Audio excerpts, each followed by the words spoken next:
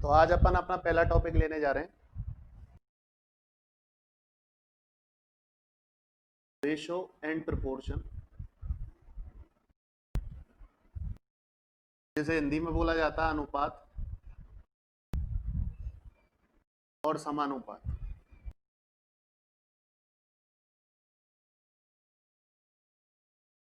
देखिए, क्वेश्चन चालू करने से पहले थोड़ा सा बेसिक मैं आपको इसके बारे में बता देता हूं कि अनुपात होता क्या है, किसे कहते हैं अनुपात। तो थोड़ा सा बेसिक आप समझना।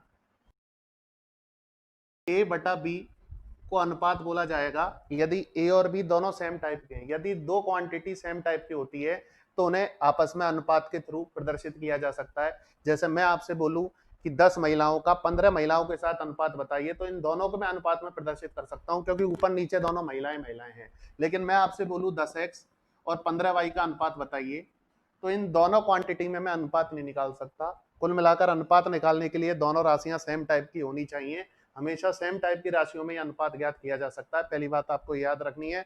दूसरी बात, अनुपात मात्रकहीन होता है,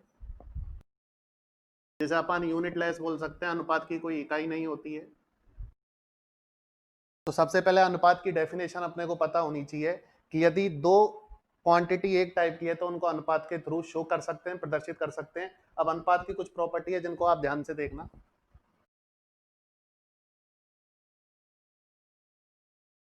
यदि रेशो को मैं किसी भी संख्या से गुणा कर देता हूं या भाग कर देता हूं तो रेशो पर कोई फर्क नहीं पड़ता है। इसको मैं के से यदि गुणा कर देता हूं और के से ही भाग कर देता हूं तो रेशो पे कोई फर्क नहीं पड़ता है। जैसे मैं आपको एक एग्जांपल के थ्रू बता देता हूं। जैसे मैंने लिखा 2/3, यदि मैं ऊपर और नीचे 2 से गुणा कर देता हूं तो ये हो जाएगा 4/6, और फिर से यदि मैं रेशो निकालूंगा तो ये आएगा 2/3। तो सबसे पहली बात अपने को ये ध्यान रखनी है कि रेशो को किसी से भी गुणा कर लो अथवा किसी से भी भाग कर लो, रेशो की सेहत पे कोई फर्क नहीं पड़ता है। तो ये रेशो की पहली बेसिक प्रॉपर्टी है जो आपको ध्यान रखनी है, सवालों में काम आएगी। दूसरी काम की बात क्या है रेशो की, जैसे मैं लिखता हूं ए रेशो बी बराबर 2:3, या मैंने लिखा ए बराबर 2b, या मैंने लिखा a/2 बराबर b/3। सबसे पहले मैं आपको ये बात बता देता हूं, जैसे अपन लिखते हैं ABC, PQR, LMN, XYZ, इन सबको वेरिएबल बोला जाता है। वेरिएबल का मतलब चर राशियां होती हैं जिनकी वैल्यू कभी फिक्स नहीं होती है। अपन सवाल के अकॉर्डिंग या कंडीशन के अकॉर्डिंग इन सब की वैल्यू डिसाइड करते हैं। तो इस चैप्टर में ये सारे वेरिएबल्स को अपन काम में लेंगे। तो जैसे एक बात आप यहाँ पे समझना, जैसे मैंने लिखा a/b बराबर 2:3, या 3a बराबर 2b, या a/2 बराबर b/3, इन तीनों का एक ही मतलब है। इस चैप्टर में आपको एक चीज ध्यान रखनी है कि कोई भी सवाल जब मैं करवाता हूं तो वेरिएबल की वैल्यू या तो उसके सामने देखनी है या फिर वेरिएबल की वैल्यू उसके नीचे देखनी है। जैसे आप पहले एग्जांपल में देखो, ए के सामने ए की वैल्यू है, बी के सामने बी की वैल्यू है। ए की वैल्यू 2 है, बी की वैल्यू 3 है। यहाँ भी ए के सामने ए की वैल्यू है, बी के सामने बी की वैल्यू है। वैल्यू या तो सामने मिलेगी या फिर नीचे मिलेगी। यहाँ पे ए के नीचे ए की वैल्यू है, बी के नीचे बी की वैल्यू। एक छोटी सी बात और जिसमें स्टूडेंट अक्सर गलती कर देते हैं, जैसे मैं बोलता हूँ a/b बराबर 2:3, तो कुछ स्टूडेंट इस गलत फहमी में रहते हैं कि ए की वैल्यू 2 है और बी की वैल्यू 3 है। ऐसा कोई फिक्स नहीं है, क्योंकि अर्थमेटिक में ऐसे काफी सारे नंबर हो सकते हैं जिसमें 2 और 3 का अनुपात हो सकता है। जैसे मैं आपसे बोलूँ 20 और 30, मैं आपसे बोलूँ 6 और 9, आपसे मैं बोलूँ 8 और 12, ऐसी लाखों करोड़ों संख्याएं हो सकती हैं जिसमें 2 और 3 का रेशो हो सकता है। तो इसका मतलब ये बिल्कुल भी नहीं है कि ए और बी का मान 2 और 3 है। हाँ, अपन ये बोल सकते हैं कि ए और बी में जितनी भी वैल्यू है उन सब में अनुपात 2:3 है। तो ये कुछ बेसिक बातें आपको ध्यान रखनी है, और इसी के साथ अपन सवालों की शुरुआत करते हैं। पहले मैं एक दो बेसिक सवाल आपको समझा देता हूँ, समझना।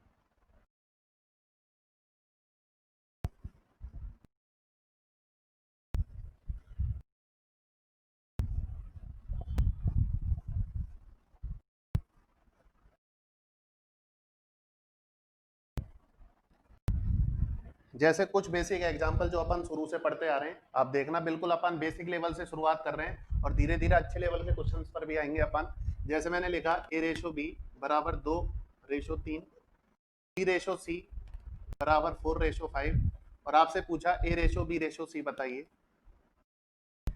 तो जनरली इस क्वेश्चन को सॉल्व करने का मेथड आपने भी देख रखा होगा। जैसे आप देख रहे हो दोनों जगह b आ रहा है, तो अपन b की वैल्यू को सेम कर देते हैं। तो सबसे पहले तो मैं आपको इसको बेसिक तरीके से करके बताता हूँ। आप देख रहे हो यहाँ बी की वैल्यू 3 है और यहाँ बी की वैल्यू 4 है। तो इस वैल्यू को अपने को सेम करना होता है, और सेम कैसे करेंगे ये मेथड आप देख लीजिए, आगे भी काफी जगह इसका यूज होगा। 3 और 4 का अपन एलसीएम लेंगे 12, दोनों जगह अपन 12 बनाएंगे। 12 बनाने के लिए 3 की गुणा 4 से होगी, 4 की गुणा 3 से होगी। जैसे ही मैं गुणा करूंगा ये हो जाएगा 8 12, ये हो जाएगा 12 15। तो आप देख रहे हो अभी अभी जैसे मैंने आपको बताया, ए के सामने ए की वैल्यू है, बी के सामने बी की वैल्यू है, और सी के सामने सी की वैल्यू है। तो रेशो आया 8 12 15। लेकिन अपने को इस डिटेल मेथड से ना करके सवाल को शॉर्ट में कैसे करना है, अपने को दे रखा था ए रेशो बी 2:3, बी रेशो सी 4:5। अपने से पूछा है ए रेशो बी रेशो सी। तो ए के लिए अपने को ये देखना है ए कहाँ पे आ रहा है, तो ये सबसे पहले इस लाइन में आ रहा है, और कहीं पे आ रहा है क्या, नहीं आ रहा, तो बिल्कुल सीधे आ जाना है। 4 दूना 8। अब आप ये देखो बी सबसे पहले कौन सी लाइन में आ रहा है, इसमें आ रहा है। इसके बाद भी कहाँ पे आ रहा है, यहाँ पे आ रहा है, तो इन दोनों को गुणा कर दूंगा, 4 तिया 12। अब आप मुझे बताइए सी कहाँ पे आ रहा है, इस लाइन में आ रहा है, तो बिल्कुल सीधा आ जाऊंगा, 5 तिया 15। ये इनको करने का सबसे शॉर्ट तरीका है। जैसे मैं एक और एग्जाम्पल आपके सामने लेता हूँ, समझना आप।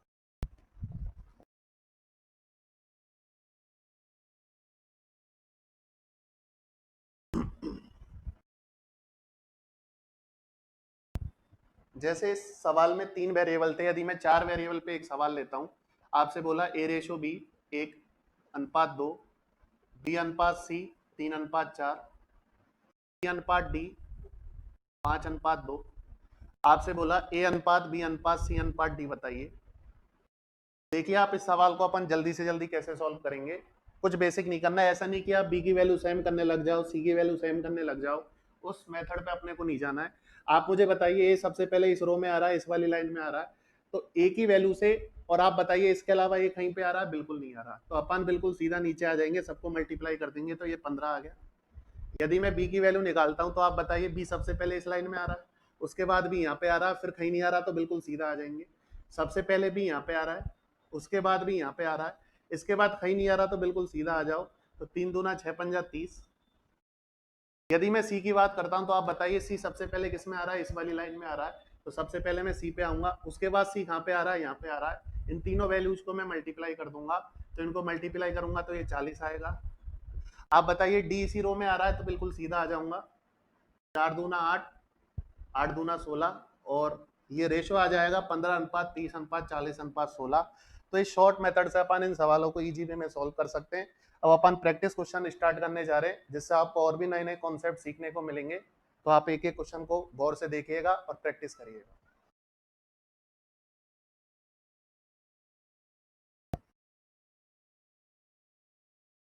तो अपन पहला सवाल शुरुआत करने जा रहे हैं, तो आप समझना इस सवाल को ध्यान से, इसी से आपके कॉन्सेप्ट बनेंगे और आगे के सवालों में वो सारे कॉन्सेप्ट आपके काम में आएंगे। तो मैं पहला सवाल आपके सामने लेके आ रहा हूँ। जैसे सवाल में पूछा है ए रेशो बी बराबर 2:3, आगे बोल रहा है बी रेशो सी बराबर 4:5, सी रेशो डी बराबर 1:2। आपसे पूछा है ए रेशो डी बताइए। देखिए दोस्तों, सवाल एसएससी में या कोई भी एग्जाम हो, सवाल हमेशा ऐसा पूछा जाएगा जिसका सॉल्यूशन आप विद इन सेकंड कर सकोगे। कठिन सवाल कभी भी एग्जाम में नहीं आएगा। ऐसा कोई सवाल नहीं आएगा जिसका सॉल्यूशन 10 या 15 मिनट में हो। कोई कठिन सवाल भी एग्जाम में आएगा तो वही आएगा जिसका सॉल्यूशन बहुत ईजी हो। तो देखिए इस सवाल को कैसे करेंगे। अच्छा मुझे एक बात बताइए, ए रेशो बी को मैं ए बटा बी लिख सकता हूँ, बी रेशो सी को मैं बी बटा सी लिख सकता हूँ, इसको मैं सी बटा डी लिख सकता हूँ, और इनकी वैल्यू यदि मैं देखूं तो इसकी 2/3 है, इसकी 4/5 है, इसकी 1/2 है। अपने से क्वेश्चन में ए रेशो डी पूछा है। अब आप बहुत ध्यान से देखो, यदि मैं इन तीनों अनुपातों को आपस में गुणा कर देता हूं, जैसे आप मुझे बताइए यदि मैं तीनों रेशो को आपस में गुणा करता हूं, तो बी से बी कैंसिल हो जाएगा, सी से सी कैंसिल हो जाएगा, और यहाँ से ए रेशो डी की वैल्यू निकल के आ जाएगी। आप बताइए 2 से 2 कट जाएगा, और ऊपर बचेगा 4, नीचे बचेगा 15। तो अपना फाइनल आंसर आएगा 4:15, जो कि कौन से ऑप्शन में है, बी ऑप्शन में अपना आंसर दे रखा है।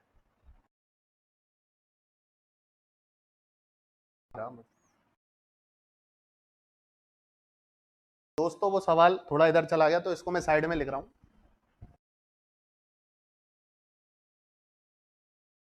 सवाल को मैं एक बार और रिपीट कर रहा हूँ, देखिए सवाल में ए रेशो बी को मैं ए बटा बी लिख सकता हूँ, बी रेशो सी को बी बटा सी लिख सकता हूँ, सी रेशो सी को सी बटा डी लिख सकता हूँ, और यदि मैं इनकी वैल्यू रख देता हूँ 2/3, 4/5 और 1/2।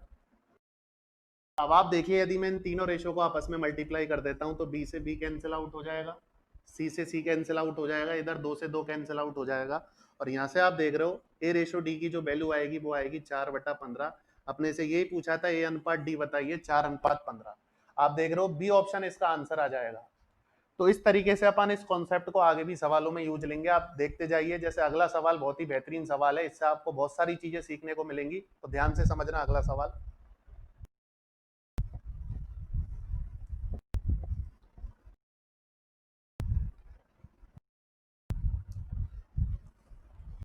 जैसे क्वेश्चन नंबर 2 मैं आपके सामने लिख रहा हूं। सवाल दे रखा है 40 ए का 40% बराबर बी का 33 सही 1/3% बराबर सी का 37.5%। क्वेश्चन में आपसे पूछा है ए रेशो बी रेशो सी बताइए। देखिए इस तरीके के सवाल पहले भी एग्जाम्स में आते रहे। अभी रिसेंट की बात करता हूं तो 2017 प्री में भी एक ऐसा सवाल पूछा गया है, CHSL में भी एक ऐसा सवाल आया। सवाल बिल्कुल आसान है, थोड़ी सी आपको परसेंटेज वैल्यू आपको पता होनी चाहिए। ये सारी चीजें अपन आगे भी डिस्कस करेंगे, यहाँ भी थोड़ा देख लीजिए आप। जैसा आप बताइए 40% को मैं 2/5 लिख सकता हूँ। कैसे लिखा आप देख लीजिए, 40% को हटाऊंगा तो नीचे 100 आएगा, और 20 से यदि मैं काट देता हूं तो ये 2/5 है। ऐसे ही 33 सही 1/3% की वैल्यू होती है 1/3, ये इसकी भिन्न होती है। ये आपको डायरेक्ट ऑरली याद होनी चाहिए, क्योंकि इनके बिना ये समझ लो आप अर्थमेटिक में बिल्कुल काम नहीं चलेगा। 37.5% की भिन्न होती है 3/8। तो सवाल अपना क्या बन गया, 2/5 a into 2/5 b into 1/3 c into 3/8। अब देखिए दोस्तों, इसको सॉल्व करने के काफी सारे तरीके हैं, लेकिन सबसे आसान तरीका क्या हो सकता है, आप मुझे बताइए इस 2/5 को यदि मैं नीचे ले जाऊंगा तो ये 5/2 हो जाएगा। ये चीज आपको ध्यान रखनी है, यदि किसी संख्या को नीचे ले जाते हैं, गुणा से भाग में ले जाते हैं, तो वो पलट जाएगी। आप मुझे बताइए 1/3 को मैं 3/1 लिख सकता हूँ, और 3/8 को 8/3 लिख सकता हूँ। जैसा कि दोस्तों अभी थोड़ी देर पहले अपनी बात हुई थी कि किसी भी वेरिएबल की वैल्यू या तो उसके सामने रहेगी या नीचे रहेगी, तो आप देख रहे हो ए के नीचे ए की वैल्यू है, बी के नीचे बी की वैल्यू है, सी के नीचे सी की वैल्यू है। यहाँ से अपन इजी वे में ए बी सी में रेशो निकाल सकते हैं। अब देखिए इस तरीके के सवालों को कैसे करते हैं, आपको कुछ भी नहीं करना, इन तीनों के एलसीएम से मल्टीप्लाई कर देना है। आप बताइए तीनों का एलसीएम 2 का 1 का और 3 का 6 आएगा। यदि मैं तीनों को ऐसे मल्टीप्लाई कर देता हूँ तो ये कट गया 3 बार 15, ये हो गया 18, ये कटेगा 2 बार 16, तो आंसर आएगा 15:18:16। आप देखिए कौन सा ऑप्शन में दे रखा है, 15:18:16, डी ऑप्शन अपना आंसर आएगा। तो ये कॉन्सेप्ट आगे भी आपके काम आएगा, और इस तरीके के सवाल हो सकता है आगामी एग्जामों में आपसे पूछे जाएं, तो आप इस तरीके के सवालों की प्रैक्टिस करें। आपको कुछ भी नहीं करना, भिन्नों पर आपका कंसंट्रेशन होना चाहिए, और ये सारी भिन्नें अपन आगे परसेंटेज में भी पढ़ेंगे।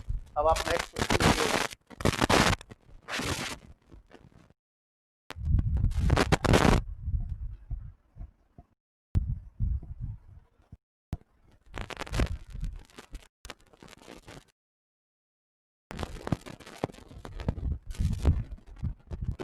दोस्तों अगला सवाल इतना बेहतरीन सवाल है, आप देखना। हाल ही 2017 में इसमें ये सवाल आया और लोगों ने इस कारण छोड़ दिया कि सवाल ही उनके समझ में नहीं आया। देखिए भाई सवाल क्या कह रहा है, क्वेश्चन नंबर 3 2017 मेंस के पेपर में आपको ये सवाल मिल जाएगा। सवाल है ए रेशो बी प्लस सी, ये दिया है आपको 1:3। आगे आपसे बोल रहा है बी रेशो ए प्लस सी, ये दिया है आपको 3:5। आपसे पूछा है सवाल में ए रेशो बी रेशो सी बताइए। दोस्तों ये वाला कॉन्सेप्ट आपके पार्टनरशिप में भी काम आता है। किस तरीके से काम आएगा, जैसे सवाल, इसी सवाल को यदि मैं लैंग्वेज के रूप में आपको बना के दे दूं, सवाल लैंग्वेज के रूप में आ जाए कि एक बिजनेस में 3 पार्टनर थे ए बी सी, जिसमें बी और सी ने ए की राशि का बी और सी की राशि के साथ अनुपात 3 था, बी का ए और सी की राशि के साथ अनुपात 3:5 था, तो ए बी सी की राशि का अनुपात बताइए। तो हो सकता है इस तरीके से सवाल लैंग्वेज में भी आ जाए। तो देखना इस सवाल को कैसे सॉल्व करेंगे, कैसे इसका सॉल्यूशन करेंगे। ये तो 3 वेरिएबल पर मैं सवाल समझा रहा हूँ, अगला सवाल मैं आपको 4 वेरिएबल पर भी समझाऊंगा, तो समझना इसका सॉल्यूशन क्या है। आप देख रहे हो ऊपर भी एबीसी है और नीचे भी 3 वेरिएबल है एबीसी। आप तो ऐसे समझो ऊपर भी 3 आदमी है एबीसी और नीचे भी 3 आदमी है एबीसी। आप मुझे बताइए जब तीनों आदमी बो की बोई है तो तीनों का टोटल अमाउंट दोनों जगह बराबर होना चाहिए या नहीं होनी चाहिए। अरे जितने रुपए एबीसी के पास ऊपर है उतने ही रुपए एबीसी के पास नीचे होने चाहिए। कहने का मतलब ये है, आप बताइए ऊपर टोटल 4 रुपए है, नीचे टोटल 8 रुपए। आदमी वही है तो टोटल अमाउंट भी सेम होना चाहिए। तो मुझे कुछ नहीं करना, बस अमाउंट को सेम करना है। अमाउंट सेम करने के लिए मैं 4 को भी 8 बना लूंगा और 8 बनाने के लिए मुझे इस रेशो को 2 से गुणा करना पड़ेगा। और आपको पता है कि रेशो को किसी से भी गुणा कर लो, रेशो पर कोई फर्क नहीं पड़ता।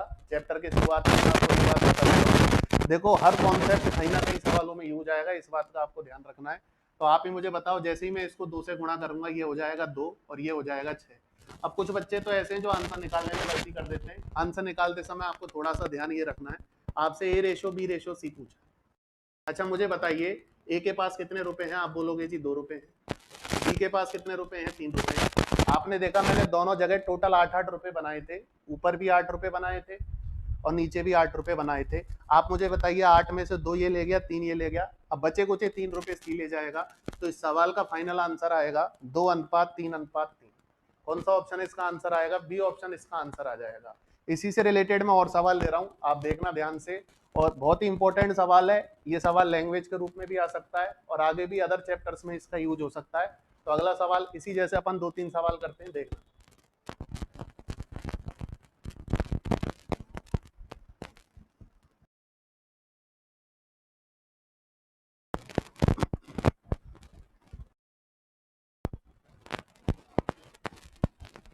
क्वेश्चन नंबर 4 इसी के जैसा है, आप समझ रहे हैं इस सवाल को। Question number 4, A ratio B plus C 2:3, B ratio A plus C 3:4। और इस सवाल में भी आपसे A ratio B ratio C पूछा है। देखो दोस्तों सवाल वही है लेकिन थोड़ा सा सवाल चेंज है यहाँ पे, और ये सवाल 10+2 का सवाल है। देखिए सवाल वही होते हैं, बस वैल्यू चेंज कर करके उनको हर एग्जाम में पूछ लिया जाता है। तो आप देखिए इस सवाल को कैसे करना है, अभी आपको मैंने कॉन्सेप्ट बताया था। आप बताइए तीनों के पास ऊपर टोटल अमाउंट है 5 रुपए और नीचे टोटल अमाउंट है 7 रुपए। बस इसको अपने को बराबर करना है। बस इसी चीज को मैं बार बार आपको समझा रहा हूँ कि आदमी बोके बोलिए एबीसी ऊपर है एबीसी नीचे है, वेरिएबल सेम है, तो इनका टोटल अमाउंट भी दोनों जगह सेम होना चाहिए। तो आप मुझे बताइए 7 और 5 का एलसीएम 35 आएगा। 35 बनाने के लिए 5 की गुणा अपने को 7 से करनी पड़ेगी, 7 की गुणा अपने को 5 से करनी पड़ेगी, तब जाके दोनों जगह अमाउंट सेम होगा। तो आप बताइए यहाँ पे हो गया 14, यहाँ पे हो गया ये 21। यदि मैं 5 से गुणा करता हूँ ये 15, ये 20। अब आपसे पूछा है एबीसी का रेशो बताइए।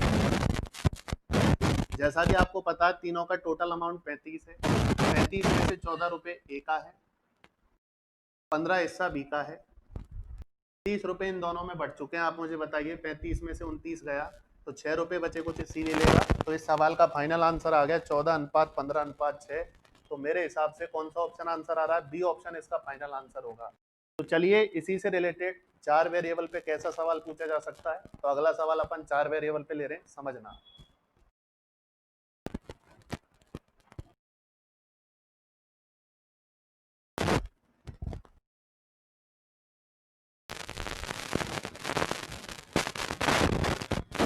देखिए सवाल का लेवल धीरे धीरे बढ़ता जाएगा, सारे सवाल आपको नए देखने को मिलेंगे। ऐसा कोई सवाल नहीं होगा कि, ऐसा बिल्कुल नहीं होगा कि एक जैसे ही 6 सवाल करवा दिए 8 सवाल करवा दिए। हर सवाल में आपको कुछ ना कुछ नया सीखने को जरूर मिलेगा। तो देखना अगला सवाल क्या है। नंबर 5 आपके सामने आ रहा है, A ratio B plus C plus D, B ratio A plus C plus D, B ratio B plus C की वैल्यू आपको सवाल में दे रखी है। ये है 1:4, 3:7 और 7:13। सवाल में आपसे पूछा है दोस्तों, सवाल कुछ लोगों के 3 वेरिएबल होती है, हो सकता है ऐसा सवाल 4 वेरिएबल का पूछ ले, 5 वेरिएबल का पूछ ले। ऐसा सवाल 2016 मेंस में पूछा गया था, वो परसेंटेज से रिलेटेड था, ये रेशो से रिलेटेड है। तो देखना इस सवाल को कैसे करना है। कॉन्सेप्ट मैं आपको बता चुका हूँ, आप देख रहे हो वही 4 वेरिएबल यहाँ पे, वही 4 वेरिएबल यहाँ पे, वही 4 वेरिएबल यहाँ पे, एबीसीडी यहाँ पे, एबीसीडी यहाँ पे। जैसा कि मैंने आपको कॉन्सेप्ट बताया, इस तरीके के सवालों में कुछ भी नहीं करना। जब वेरिएबल सेम है तब पहले अपन अमाउंट भी सेम करेंगे। आप मुझे बताइए यहाँ पे टोटल 5 है, यहाँ पे टोटल 10 है और यहाँ पे टोटल 20 है, तो मुझे कुछ भी नहीं करना, 5 10 20 को ऐड कर देना है। आपको पता है 5 10 20 का एलसीएम भी 20 आएगा, तो मैं तीनों जगह इस अमाउंट को 20 बना दूंगा। 20 बनाने के लिए आपको पता है 5 की गुणा 4 से होगी, 10 की गुणा 2 से होगी और ये ऑलरेडी 20 है। आप बोलो तो आप बताइए 4 16 हो जाएगा, 6 14 और ये ऑलरेडी 20 है। अब आपको पूछा है आप बताइए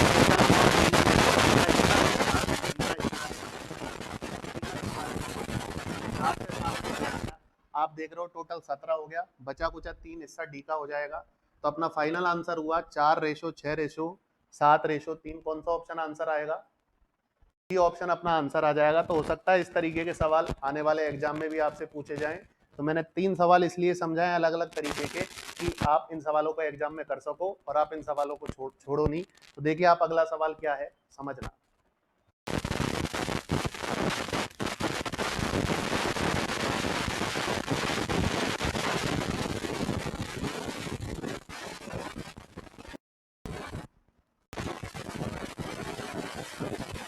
देखिए दोस्तों, एक बात और, जैसे मैं किसी टाइप का दूसरा सवाल लेता हूँ तो 2 मिनट वीडियो पॉज करके आप एक बार खुद ट्राई करिए और करके देखिए कि वो सवाल आप कैसे कर रहे हो, कहाँ आप गलती कर रहे हो। क्योंकि एक बार कॉन्सेप्ट समझने के बाद 1-2 सवाल आपको करने हैं, जिससे आपको ये भी पता चल जाएगा कि मुझ पे गलती कहाँ होती है। तो आप अगला सवाल देखना, क्वेश्चन नंबर 6।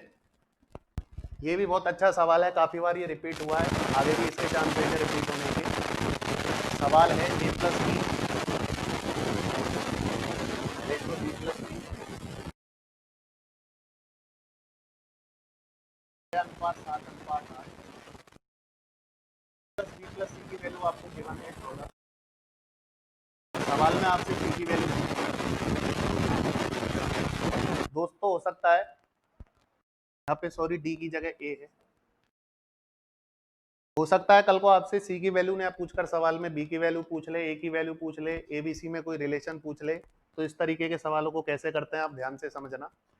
आप ऐसे बोल सकते हो कि a + b के सामने a + b की वैल्यू है, b + c के सामने b + c है, a + c के सामने a + c।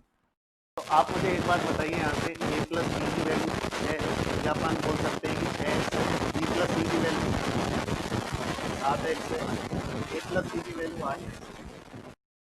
दोस्तों मुझे बताइए, यदि मैं तीनों देता हूँ तो आप देख रहे हो हर वेरिएबल 2 बार आ रहा है, b 2 बार आ रहा है, c 2 बार आ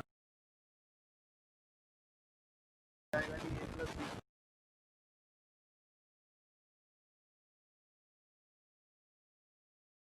b सी की वैल्यू अपने आप देख लो, a + b आप यहाँ से x की वैल्यू यदि आप फाइंड करोगे तो ये 7 बार ये होगा।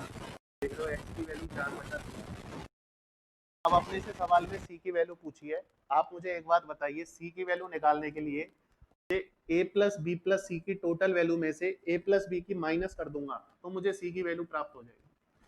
तीनों की टोटल वैल्यू में से यदि मैं a + b की माइनस कर देता हूं तो c की वैल्यू आ जाएगी। आप मुझे बताइए, तीनों की टोटल वैल्यू 14 है और a + b की वैल्यू है 6। आप बोलोगे कि x की वैल्यू कहाँ पर है, तो x की वैल्यू वही है 45। आप बताइए x की वैल्यू है 4 काट देता हूँ में से 8 गया तो इसका मतलब लगता है कल को आपसे b की वैल्यू।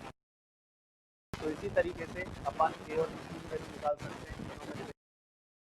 ऐसा अगला सवाल मैं आपको करवा रहा हूँ, सवाल को भी आप ध्यान से समझना और 2 मिनट खुद करना।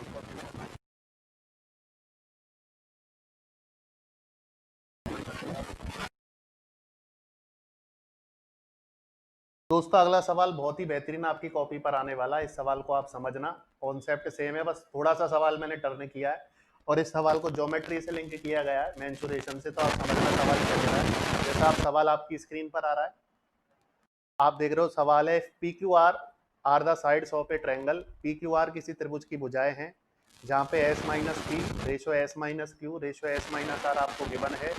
अच्छा, एस की जगह डिफाइन कर रखा है कि एस एक त्रिभुज का पेरीमीटर है, परिमाप है, तो आपसे पी क्यू आर का रेशो पूछ रहा है। देखिए इस सवाल को मैं करने का एक शॉर्ट तरीका भी बताऊंगा और डिटेल मेथड भी मैं आपको बता रहा हूँ, दोनों को आप समझना। सवाल है एस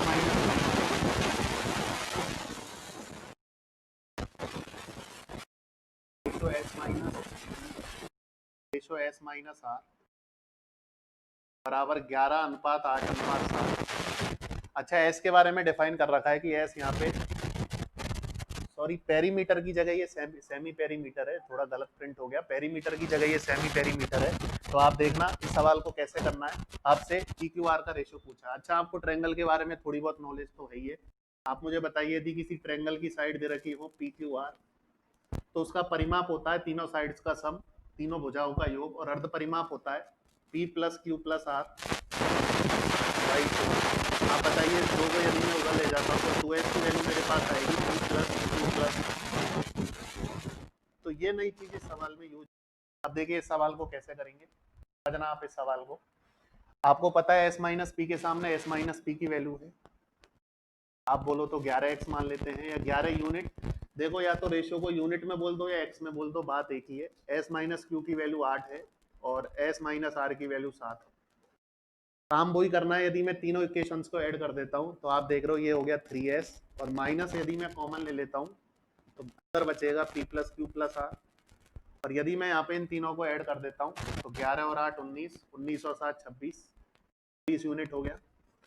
अच्छा, आप मुझे बताइए अभी अभी मैंने बताया था p plus Q plus R की जगह मैं 2s लिख सकता हूँ, तो यदि मैं यहाँ पे 2s लिख लेता हूँ तो 3s में से 2s गया, तो आप मुझे बताइए s की वैल्यू यहाँ पे आ गई 26। यदि मुझे s की वैल्यू पूछी होती तो मेरा आंसर 26x आ जाता है, 26 का कोई मल्टीपल आ जाता। हो सकता है पेपर में एक पूछ ले s का संभव मान बताइए दोस्तों, तो याद रखना s का संभव मान वही होगा जो 26 का मल्टीपल होगा। ऑप्शन में एक ही मल्टीपल ऐसा होगा जो 26 का होगा, वही अपना आंसर होगा। लेकिन सवाल में अपने से पी क्यू आर में रेशो पूछा है, तो देखिए अपन कैसे करेंगे। अब आपने एस की वैल्यू फाइंड कर ली है, एस की वैल्यू है 26 यूनिट और एस माइनस पी की वैल्यू है 11। तो आप ही मुझे बताइए 26 में से मैं क्या माइनस करूँ कि 11 आ जाए। आप बोलोगे जी 26 में से आप 15 घटा दीजिए 11 आ जाएगा। तो आप मुझे बताइए पी की जगह आप मुझे बताइए 26 में से क्या माइनस किया जाए कि आ जाए। आप बोलोगे जी 18 होगी। ऐसे आप बताइए 26 में से कितना घटाया जाए कि 7 आ जाए। आप बोलोगे जी 26 में से घटा दो 7 आ जाएगा। तो यही मेरा आंसर है। तो आएगा 18:19। ये बहुत अच्छा सवाल था, आने वाले एग्जाम में ये सवाल रिपीट हो सकता है। देखिए पेपर में एकदम सवाल यदि आपने पहले प्रैक्टिस कर रखा होगा, ये सवाल पहले देख रखा होगा, कौन सा ऑप्शन आंसर आ जाएगा। तो उम्मीद करता हूँ कि आप इस सवाल को समझ होंगे और यदि एग्जाम में आता है तो आप इसी से सॉल्व कर सकते हो। अच्छा, इसका शॉर्ट सॉल्यूशन क्या हो सकता है, ऐसा सवाल आ जाए आपसे PQR का करना, यदि मुझे P की वैल्यू निकालनी है तो मैं इसको छोड़ के इन दोनों को जोड़ दूंगा, पहले वाली वैल्यू को छोड़ के इन दोनों को जोड़ दूंगा। तो आप देख रहे हो 7 और 8 को जोड़ूंगा तो 15 आएगा। Q की वैल्यू निकालनी है तो इसको छोड़ के इन दोनों को जोड़ दूंगा, 11 और 7 18 हो जाएगा। यदि मुझे R की वैल्यू निकालनी है तो इसको छोड़ के इन दोनों को जोड़ दूंगा, 11 और 8 हो जाएगा। तो आप शॉर्ट में भी इस सवाल को कर सकते हो। ये इसका शॉर्ट में पड़े, ये इसका डिटेल में पड़े। उम्मीद करता हूँ कि आप इन दोनों को समझ गए होंगे। अब अपन थोड़ा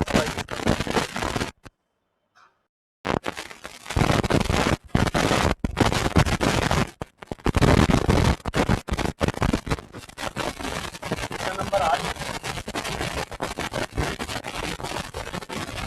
देखिए, सारे सवाल पूछे गए हैं, अपडेटेड सवाल है जो एग्जाम में आए हैं और अब तक जो एग्जाम में आने से पहले सारे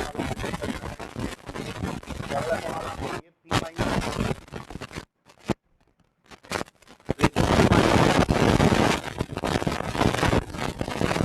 R माइनस 1 रेशो 2 रेशो 3 सवाल में आपसे पूछा है P plus S ratio R बताइए, P plus S ratio R बताइए।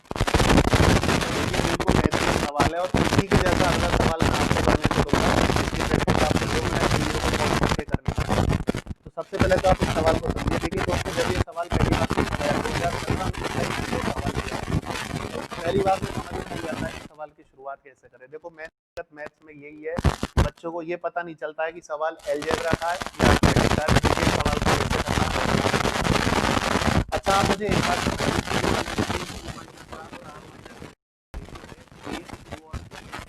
देखो, सवाल में कुछ भी नहीं है, सवाल को थोड़ा सा बहुत से आपको देखना है। अगला ही सवाल बिल्कुल मेरे सवाल में कॉन्सेप्ट है।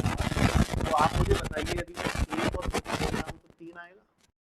कुल मिला के मैं यदि इन दोनों टर्म्स को जोड़ता हूं तो इन दोनों का जो एडिशन होगा वो इसके बराबर होगा। कहना ये चाह रहा है। देखो सवाल ने इसके थ्रू आपको ये हिंट दी है कि इन दोनों को जोड़ने पर इसके बराबर आएगा। कुछ भी नहीं करना था, इन दोनों को जोड़कर इसके बराबर रखना है। तो आपको बताइए, यदि मैं दोनों टर्म्स को जोड़ूंगा तो क्यू से क्यू कैंसिल हो जाएगा, तो बराबर आर माइनस।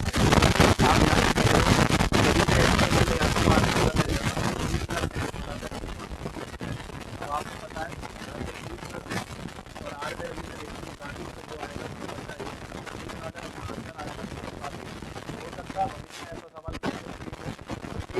सवाल का आंसर होगा।